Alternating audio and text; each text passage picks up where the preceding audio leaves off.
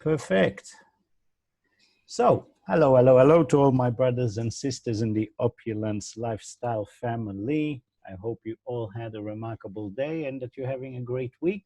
We are once again on forensic lifestyle training, and we are continuing from last week. We are now on mistake number 9. I hope everyone is with pens, papers to write things down. Most important, once the recording gets to you, watch it, but don't watch it again from beginning to end. Watch it in 5-10 minute sections. Watch, stop, write things down, continue, because when we just watch a webinar once, we remember maybe 5%. So please make sure that you do that, because it's all about educating ourselves so we can be more useful for our people. As we are learning through these 38 mistakes, our people and the company is always more important than us. Okay? Give enough people what they want, you will have what you want. Think of giving yourself everything, and you most likely will be with nothing. So let us all start with mistake number 9. Okay, mastering your business. And by the way, the mistake is obviously not mastering your business. So in order to master your business, you really need to understand policies and procedures. Pay very close attention to this one. Most of us, 99% of us, do not read the company's policies and procedures. And it's funny, every time I bring this up in a group of people in a room, you can see people putting their eyes down like, yeah, I know I have to do it, but I haven't done it yet. Most people don't do it. They don't like legal terminology. What I recommend to each and every one of you, go to the terms and conditions. Don't take it as a 10-minute project. Put it in your calendar, a part of your MO. MO, method of operation. Daily MO, DMO, daily method of operation. In your calendar, when you have your 25 hours or 20 hours blocked for this business, put 5 or 10 minutes a day of reading the terms and condition, another page, another half a page. You don't understand something, use Google Translate, use Wikipedia. It will not only teach you how to better deal with legal documents, but it will teach you everything you need to know about your company. All the rights, all the wrongs, what we allowed, what we're not allowed. This, if you will read your procedures and your policies, that will put you above 99% of the people in your company. If you truly want to become a leader, lead by knowledge, not by hype, by knowledge. Go read your policies and procedures. It's so important. If you invested $1 million in another business, you would not have done so without knowing what the legal terms are. Okay? So read the policies and procedures so you can better your business, better yourself, better help your customers, better help your partners. Do we have either Steph or Muhammad Jama or Nora that wants to share through truth and honesty? This is not about us putting ourselves down. Remember, mistake number 1, don't beat yourself.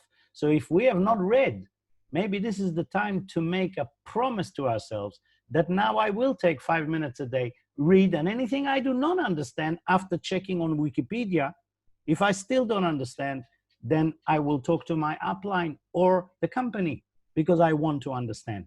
Do we have any comments regarding policies and procedures from Steph, Muhammad, Nora, Yulia? If not, I shall continue. You're welcome to share with everybody so they can see that they are not the only one that haven't read it yet. If you have read it, that's fantastic. Hi, Ronen. Stepwise here. Just to let you know, we're unable to start video. I think that's a setting on your end. But anyway. Fix that. No, that's very important. Try now. And same with my brother. Yay! Hello. My bad. Hi, everyone. Sorry. What a great topic. I think if we're all independent partners, right? So if we're independent business owners, then we must do our due diligence of understanding what policies are there. I can't tell you how many times the questions that we get in the MyFi, and this is okay, by the way, because we're all learning and we all start from somewhere and it takes time and it takes repetition.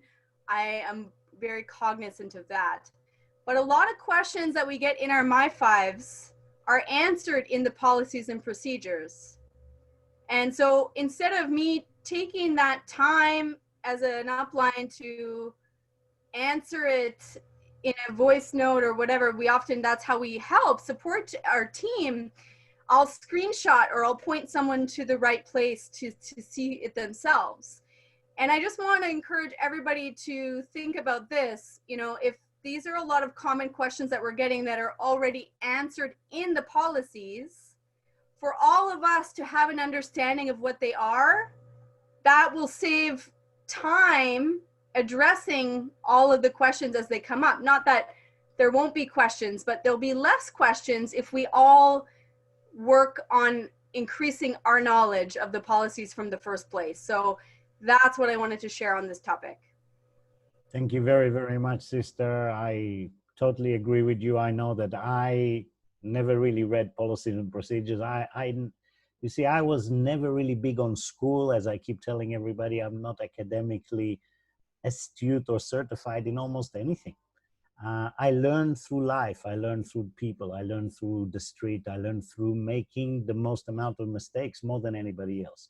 When I was younger, I thought it was not allowed to show people that I don't know. I thought it was not allowed to show people I'm making mistakes because they think I am not good. It's only after about 40, I started to realize that actually the more I share my mistakes, the more people learn. They all go, oh, I've made that mistake too. And now people are sharing instead of putting each other down. We're all learning because we understand we're the same. We're not here to impress anyone. We're here to become better. The only way to do that, as you said so beautifully, LD2 stepwise, is to make the mistakes, to learn to become better. I was really on an issue with everything of reading. Big issue for me it was. And one of my mentors, and maybe that's a great tip for everybody, one of them have told me, have you tried to do like a 15-minute call with your team? Just a 15-minute once a week and read it together. Get your people to read one page, half a page, talk about it, read it together if they don't understand. And I said, because you see, I love leadership. I love doing things with people. It's the things I don't like at home alone, the admin stuff that I don't like. So he understood me, understood the personality. And I actually literally learned that last company terms and condition that way. And I realized once again, when we teach, it's the best way to learn. Sister LD3 Nora Vastin, do you have anything to add about policies, procedures, and warranties yourself? I am absolutely guilty of that because I don't really read, and then when there's somebody who asks questions, and actually recently I just look at it as, I guess the reason I don't really pay attention to that is because I trust Ramin so much, you know, and I know I think that's the reason why, because if something happened, I know he's very solution oriented, and I felt like I do the same, like find a solution to the issue.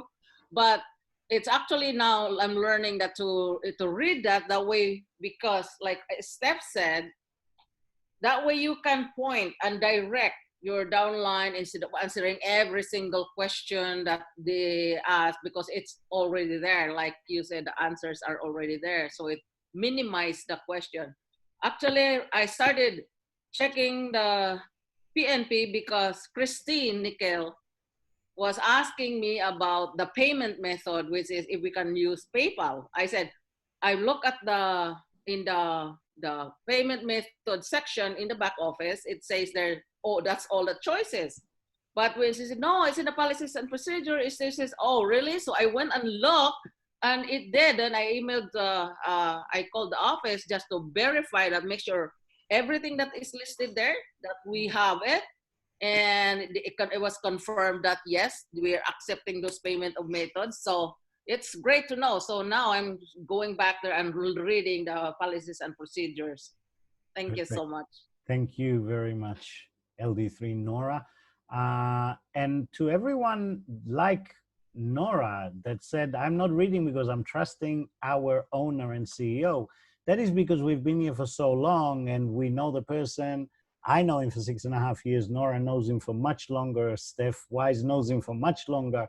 And trusting the owner of the company we choose to represent is amazing. But let me remind us all, he is the one that wrote this. I'm actually teaching his presentation. He wrote that. And because he wrote that, if we truly trust him, we should probably follow what he says. And maybe if today one of you would actually go over the next month and read the terms and conditions, the policies, procedures, and the warranties, then this presentation was already worth it. Just for that point, it was worth it. Because I know whoever it will not be at the same rank the month after. You might say, hey, what's the connection between knowing policies and procedures and a rank? Because people follow leaders, and people are not foolish. They don't follow leaders that make a lot of hype. They do for a short time, but very quickly we understand, hey, there's nothing there. People follow educated people.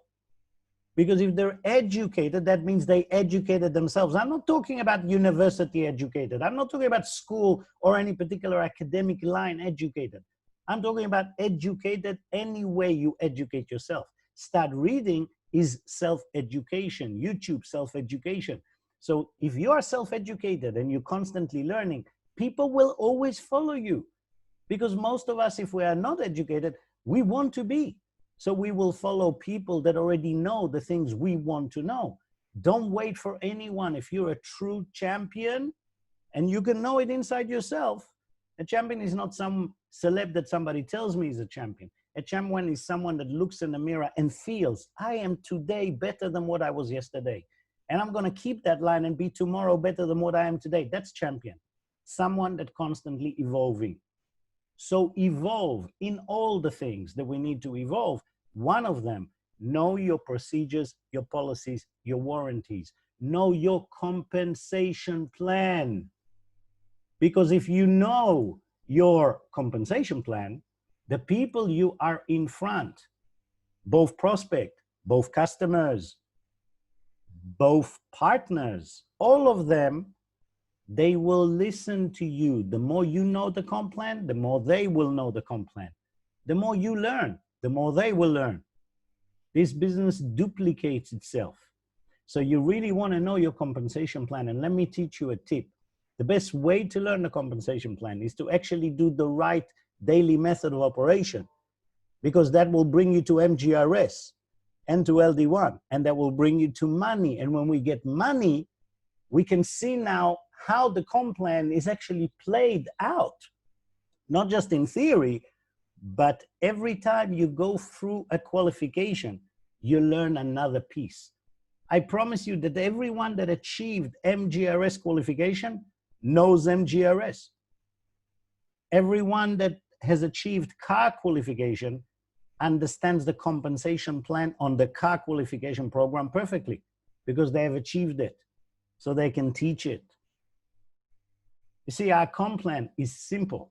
We won't do a comp plan training today. This is the 38 mistakes, but it is simple. It is only our CEO and owner's way to sit at home and to say, what do I want my field of representatives to do? Do I want them to go more towards customers? So I'm going to make it heavy on the front, right? I'm going to put up to 40%, just go get customers. If I want to make sure that they build in depth and work with their people, I will do things that are team attributed, what we call PGV, right? That's about your group. It's not about you. It's not personal about you. So when Ramin, our CEO and owner, wants the field to put his 25 hours activity into the right places, so we are balanced both on customer money, both on partners' success money, that's how we build the compensation plan. And the more we understand the compensation plan, it's not about how much money we're going to make. It's about understanding our daily activity that we have to take every day. Always remember, one of my mentors said, wow, D, D, D, D, B, C. That's it. 4 Ds, a B and a C. So D, D, D, D, B, C means daily discipline done daily builds character. Daily discipline done daily. It's not enough to have the discipline, the knowledge of what I have to do. I need to do it daily. And that is how I build character. And if you build character, people will always follow you. It doesn't make a difference where you are, what you do. Okay? From my panelists, co-host, any comments at all about compensation plan knowledge, the importance of it, before I go into code of ethics and behavior and culture? It's not a must. If you do, I want to give you the space. That's why. If not, I will just continue. Because I spoke a lot about that. I think you did a great job with that one, Ronen. Perfect. So please feel free, any of my co-hosts, to jump in the middle, to cut me in the middle, to add your thing, and then I won't have to ask. Okay, we'll make it, yeah, if you have something to add, please jump in. Okay, those are big ones, and this is a big mistake number 9 is a big one. That's why I'm putting so much time, so much effort, almost like 3 different mistakes, and it's worth it. You see, policies and procedures tells us what to do, what not to do. Compensation plan teaches us what to do every day, which is IGA, income generating activity. Compensation plan, method of operation daily, connecting, right? You see that? It will basically fit to everything from the professional side between us, the company, and myself. But my organization and my organization fitting with a company as a marketing arm, the next are very important: codes of ethics and behavior and culture. You see, if you as a leader do not have certain morals and behavior and culture that fits with the company's behavior and culture, what you will do is you're going to create an organization that will be separate in behavior, culture, and belief to what the company actually believes, right? So if you're going to have a community, that the culture in this community will be fighting, arguing, winning arguments through throwing tables, doing coups, creating groups and fighting, if that's the culture of your group, because if that is who you are and that's what you create, most likely you will not survive in a culture of a company that you need to survive if their culture is politeness, respect, calmness, control of emotion. Always, always know that there is a solution to everything if you ask nicely and if you respect that you are not the most important thing and your group is not the most important thing, but everything together is the most important thing.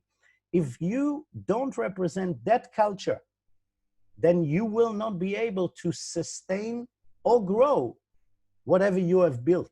Eventually it will fall apart and disappear. And I've seen that for so many years. This is why when LD3, Nora, said, I trust the owner and the CEO of this company, that means that she understands that his values, belief, and way that he chooses to run the culture and our behavior in the organization are correct and fitting with what she wants. That's why she trusts him. So really understand, most of us, we come into a business, they teach us, make a list of names, go talk to people, recruit, recruit, recruit. And we might even do that great. But if we don't truly understand the code of ethics of opulence, and if we do not understand the behavior and culture we are recommended to bring into our people, then yes, we might make money, but this organization will not last for a long period of time. And let me tell you, I know personally our CEO and owner, he's not looking at a company to do an exit. He's looking for this company to be run by his son, Silas the Great, which means we are looking at least 30 to 50 years And in that length of time, behavior and culture adopted by us, the leaders, duplicated into our people, is the only thing that will make sure that you, your kids, and your grandkids will be enjoying what you're building today. LD2 Steph Wise. Yeah, wow. Culture is so huge. I just want to say that like there's so much impact in culture. It contributes to retention. It contributes to how people feel they're supported. It contributes to longevity of a business. And it starts with you. It starts with every single one of us. Like what is the culture of the organization filters down to the different teams, filters down to the individual, right? So I just have to say, I think Opulence has a very strong culture of family, of love, of support, of encouragement. And I think that is why our retention in the organization is much higher than the industry average because of the strong culture we have. But understanding what that is, so that when we have new people come into our organizations, we are exhibiting that culture for them so that they can adopt what we have here as quickly as possible, right? And all those characteristics I said, the values that we have, the strength in our organization, the support and encouragement, and the fact that, you know, we have people even, you know, within Opulence Lifestyle family, we're different teams. We come together, we work together, we learn together, we learn from each other. We have people from different teams in the My Fives to support, even if there's no financial interest. That does not happen in other companies, right? But it happens here. And I think that's a big component of why our retention is much higher. And, you know, we're a smaller company compared to a lot of companies, but our people are making more money. Our people are happier. Our people feel like they're part of something bigger than themselves. And that is so, so powerful. So culture really impacts a lot of different things if you look at the organization and the bigger picture. And, you know, what we do from the beginning, from when someone launches to what our behaviors are every day, can really have an impact on what that looks like as it grows. So that's what I wanted to share. 100%. And I think we all have to remember, even here, great mistakes of mine over the years. Please understand, we are here to learn to become more. So if we make those mistakes, it doesn't mean we are not good. It just means tomorrow I'm already better. Because today as a group, we listen to those mistakes, we talk about them, we raise them to the front. So we are aware of them. And when you're aware, you can make a decision tomorrow to do something different. And I will share with you all that in my last company, I created my own team with my own culture and my own beliefs. And I separated from whatever the company culture was, because it, you know, they were Americans and it was very strange for me. And I was in a country that had different structure. All the things I thought was right. Trust me today, I'm telling you, they were wrong. You see, there is one company, and the forensic networker training is not about a company. Remember, it's a generic training for all companies. What I talk about here is not a particular, I haven't said the name of a company. This would work for every business in the world, for every company in the world. Please understand that if you're dealing with people in a business of people, and I don't know any business that doesn't deal with people, this will be a great advantage for you if you implement those 38 mistakes. And this is why we don't just run through them. I could have done the whole 38 mistakes in one meeting. No, I said every one of these mistakes took me sometimes years to learn. So I'm not going to run through this. I don't care if we have to do one mistake every meeting, so we can all take that, learn from it. We're not running anyway. We're all going to be here for a lot of years, so we have time. Let's learn the mistakes instead of just saying, oh, I've done the 38 mistakes. Yeah. No, let's learn. Let's become the best we can be. And you are led by the one that made all the mistakes. All of them. This is why me and our owner, CEO, the first 2 years had to headbutt, and he used to hit me, not literally, but it took me years. Because when you're a strong leader, please know this about yourself. If you're a really strong leader, it's not possible you have no ego. It takes time to take that energy of a leader that has, you know, a passion, and it has a leadership mentality. It takes time to bring the spirituality and the softness and to slowly balance between the ego. It takes time. You know, my best teachers are actually all of you. All of you, because you won't let me get away. If I have, I don't know, woken up in a bad mood and I've spoke, I have great leaders surrounding me in my organization, and they won't take my mistakes. They will help me.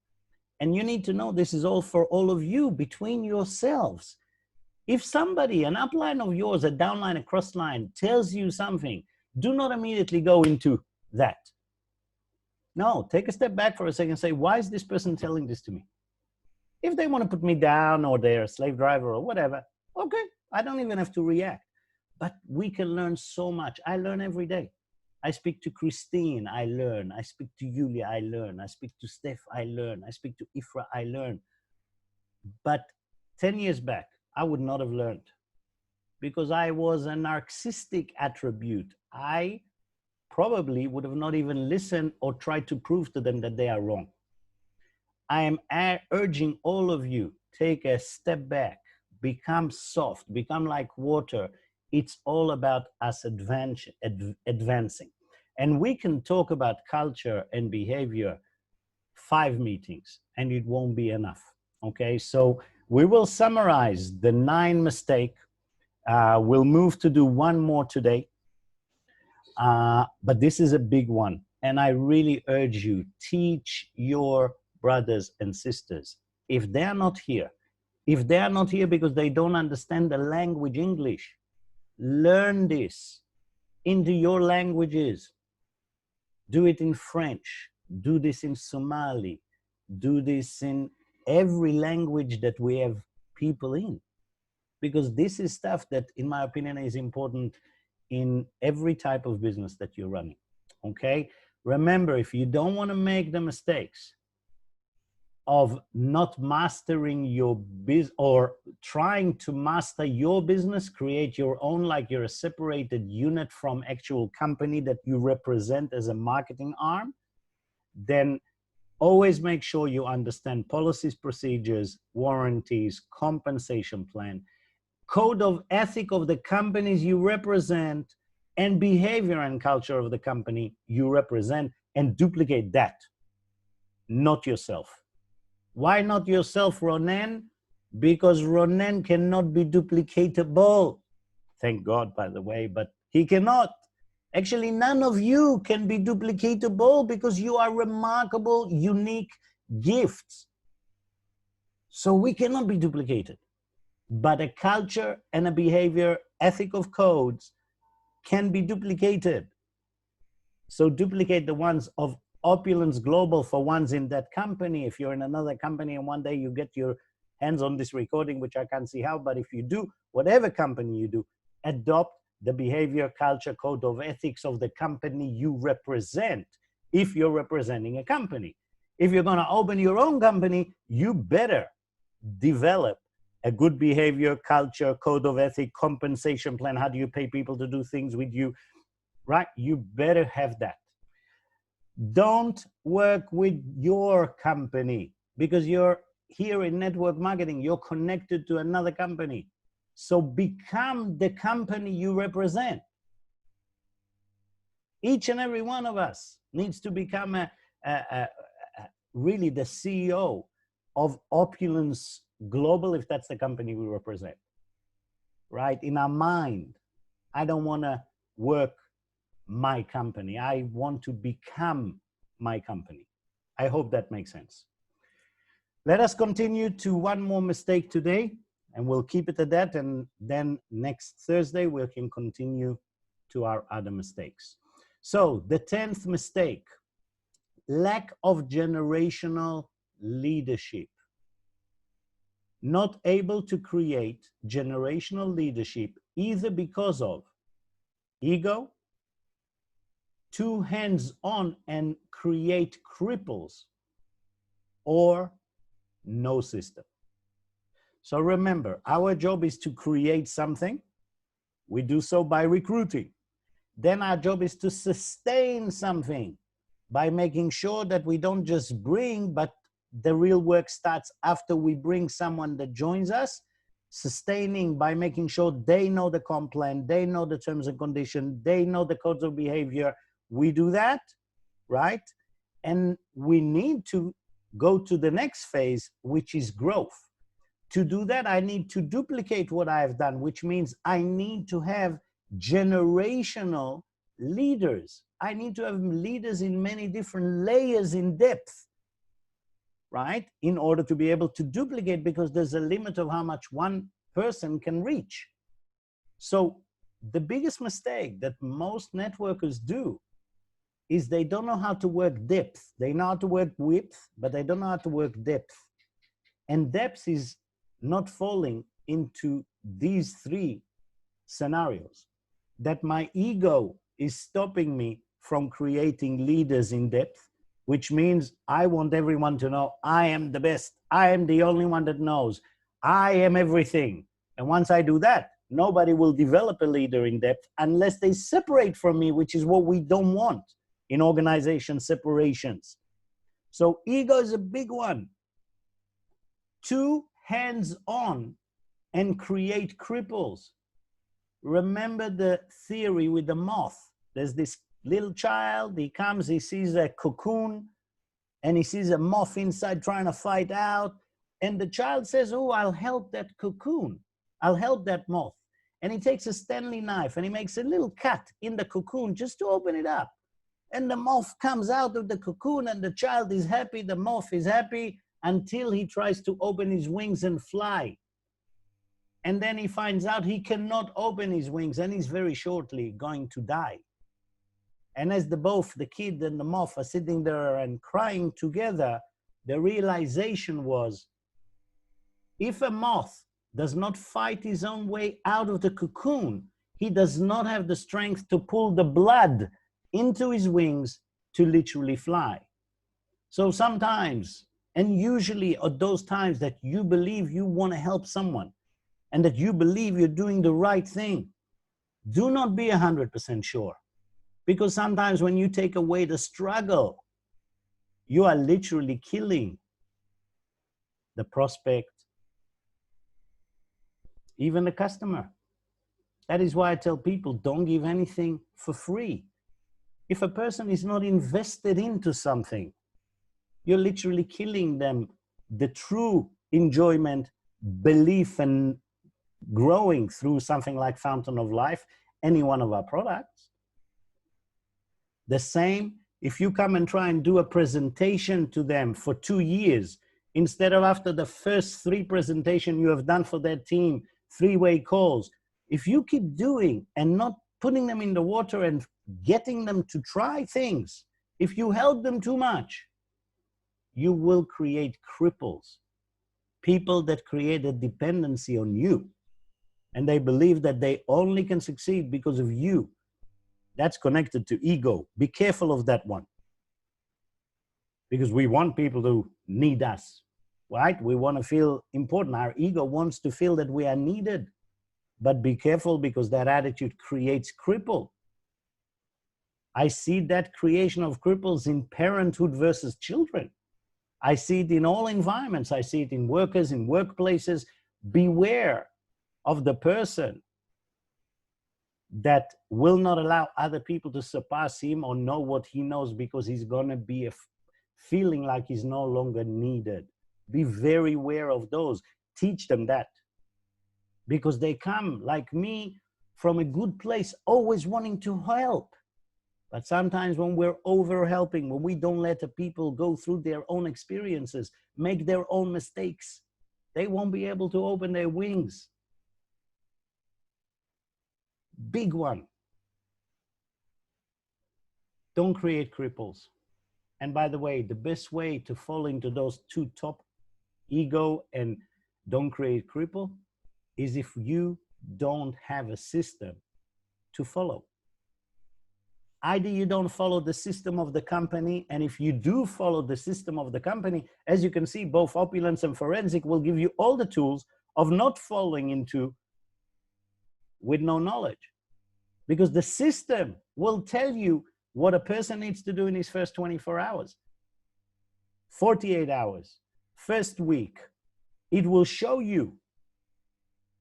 If you don't use the system, if you don't come to webinars, if you don't come to trainings, if you don't read terms and conditions, if you don't really get engaged, like you just invested $1 million in here,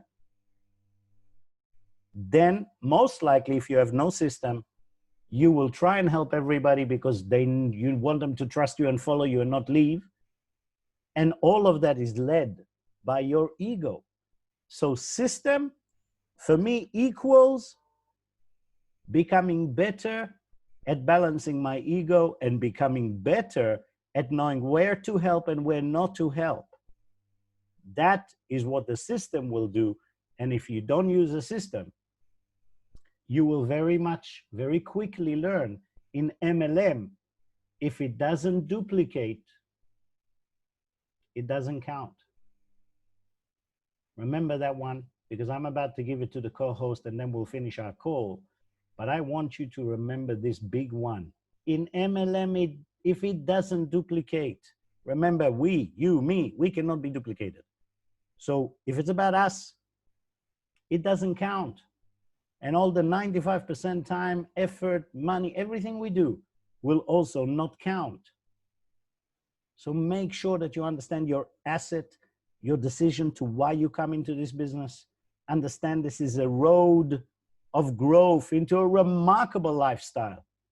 And nothing in life that is real comes quickly.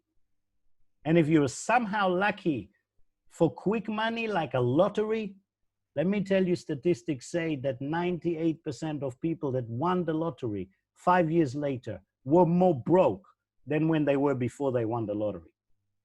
So please understand, everything in life requires determination, consistency, growth on our part, desire to becoming more. And we are competing with no one but ourselves. No one. So if I'm competing only with myself, all I have to do is every day do one action better than what I did yesterday, and I'm on the way. Measure yourselves. Become better yourselves. Utilize those mistakes as a mirror. Don't be afraid of making them. Some of you already made all of them. Recognize you made them. Look at them today in the mirror and decide from tomorrow to cut them out of your life. That means you're already much, much better than what you are now. Thank you very much. I'm going to pass this to my co-host, Julia, my co-host, Nora Bastin, LD3, my co-host, LD3, Mohammed Jama, my co-host, LD2, Steffi Wise, and you guys can also close the call. I'm having fun. This is teaching me a lot, and I'm hoping that all of you are enjoying learning together with me so we can truly become better every day. And before I finish and end the recording, I'm going to remind all of you, I am so grateful and so thankful for each and every one of you. And even if we haven't met and we haven't even known each other or spoke once, I am still grateful. Become the best version of yourself, please. And thank you, because every action you take helps me to feed my kids. It helps me to live. So it is I that is honoring you and beg of you, please become better. Every day, become better for yourself, for your people. And I love you all. Bye-bye.